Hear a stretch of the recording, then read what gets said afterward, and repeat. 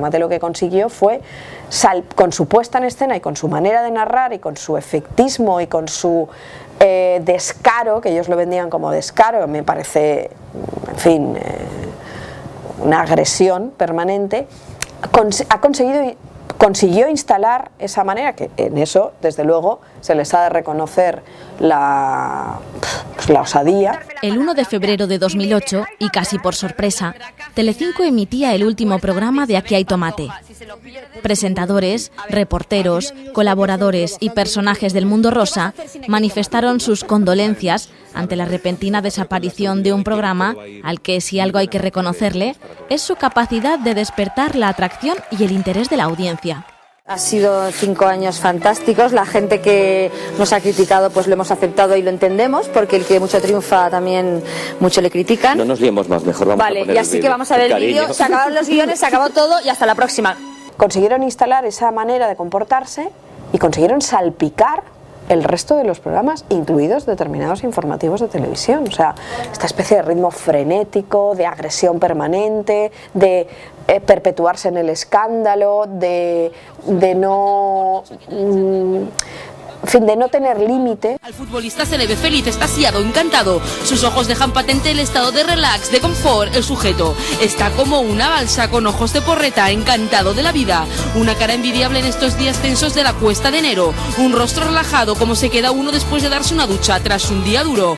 Durante 5 años fue líder en su franja horaria, garantizándole a Telecinco un share que se mantuvo entre el 18% en su primera temporada y el 25,7% en la temporada 2006-2007.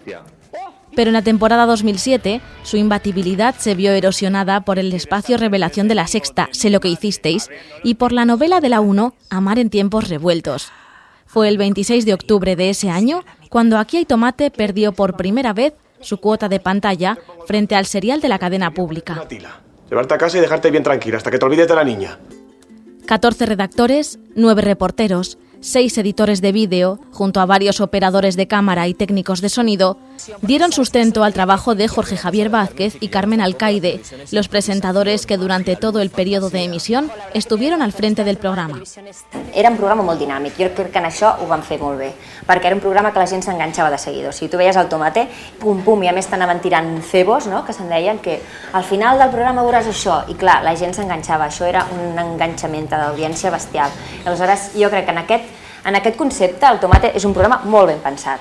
Desde su estreno en la primavera de 2003, Aquí hay tomate se movió siempre entre las alabanzas de los expertos por su factura técnica y el carácter innovador de su formato, y airadas críticas por su falta de moralidad, obscenidad y agresividad con la que abordaban los contenidos de corazón. Un programa que si te'l prenies en conya, doncs, com s'han de prendre aquests programes, evidentment, doncs podies mirar-los. Clar que era dolent a matar, era una parida. L'habilitat que tenien era de sí, avançar-se, no? Avançar-se a les coses i explicar, amb aquella solemnitat que ho explicaven els presentadors, de nos hemos enterado de que no sé quién pues no sé, se ha despertado hoy con un flemón. Bueno, pues vale, fabuloso, ¿no? Pero...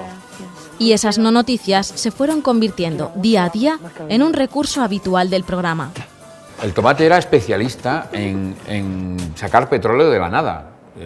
Yo recuerdo concretamente una vez que uno de los cebos del tomate era ¿qué opina Fran Rivera de algo que había pasado con su hija o con su mujer o exmujer? ¿Qué opina? Hoy lo veremos. Y el cebo era justo él mirando a una reportera de calle con un micrófono, la miraba, congelaba la imagen y este cebo salió 3 o 4 veces a lo largo del programa. Solo buscaba un objetivo que tenían muy claro, que estaban cumpliendo, que era el objetivo de la audiencia. La clave, una de las claves, yo creo que era el mensaje fragmentado, que es algo que es curioso que no se den cuenta en otros formatos, ¿no?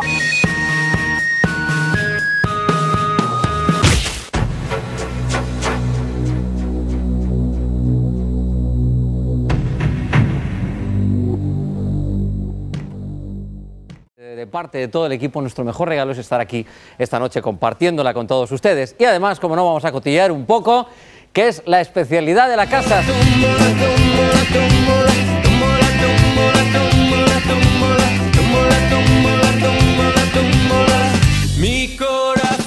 El gran programa que va originar tot això va ser Tómbola, precisament, un programa d'una televisió pública, del Canal 9 de València, televisió pública del Regne de València, on allà es van començar a fer aquestes pràctiques, i després tot el que ha vingut després d'aquest tipus de programes, com el que se'n deia Salsa Rosa, l'actual Donde estás corazón, segueixen aquesta línia. Déjame hablar un segundo. Me da vergüenza tu programa. Esta gente son gentuza, de verdad.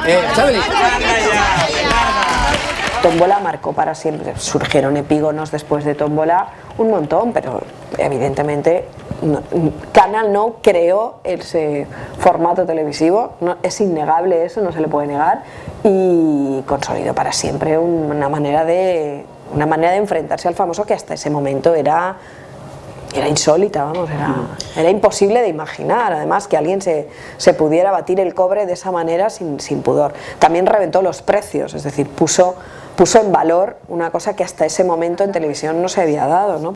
El espacio de Crónica Rosa, presentado por Chimo Rovira, se estrenó en Canal Nou el 13 de marzo de 1997 y se mantuvo en antena durante 7 años y 383 emisiones.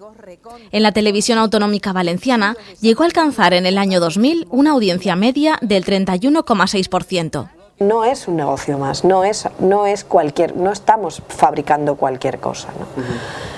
Tenemos un material sensible con el que jugamos, que conforma sociedades enteras, y a mí por eso me preocupa, tanto en el mundo de la información pura y dura como en el mundo incluso del entretenimiento, de la comunicación.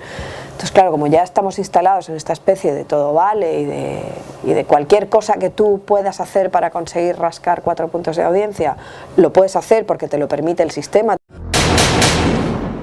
Pero el Tomate también inventó y popularizó el recurso de los cebos televisivos a costa de la intimidad de los famosos, e hizo de ellos toda una seña de identidad que el espectador identificaba con facilidad como marca de la casa. Cebos hechos para mantener la atención del espectador y, sin duda, para alargar la duración del programa.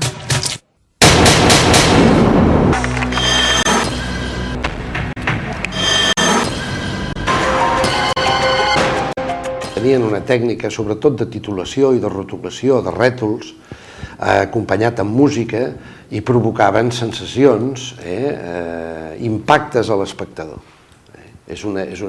La majoria de les vegades tot manipulat i en el fons sobre una base absolutament inexistent, una base falsa. Se pone morada. Solo ella y la policía norteamericana saben cómo comerse un donut a 2 carrillos. Hoy tenemos la secuencia más estremecedora de Isabel. Estas imágenes pueden herir su sensibilidad. Después del famoso dientes, Isabel Pantoja está dispuesta a estremecernos aún más. Hoy mostraremos lo que es capaz de hacer Isabel con 8 incisivos, 4 caninos, 8 premolares y 12 molares. Y esta tarde, en Está Pasando, los 32 dientes de la Pantoja contraatacan. Llegados a este punto, hay una palabra inevitable en la mente de críticos y espectadores: telebasura. Un término coloquial que suele utilizarse para referirse a los programas o a la programación televisiva caracterizada por explotar el morbo, el sensacionalismo y el escándalo con la finalidad de ganar audiencia. Solo por ustedes. ¿Cómo puede ser tan mala gente? Sálvame Diario. A partir del lunes a las 4 menos cuarto de la tarde, estreno en Telecinco.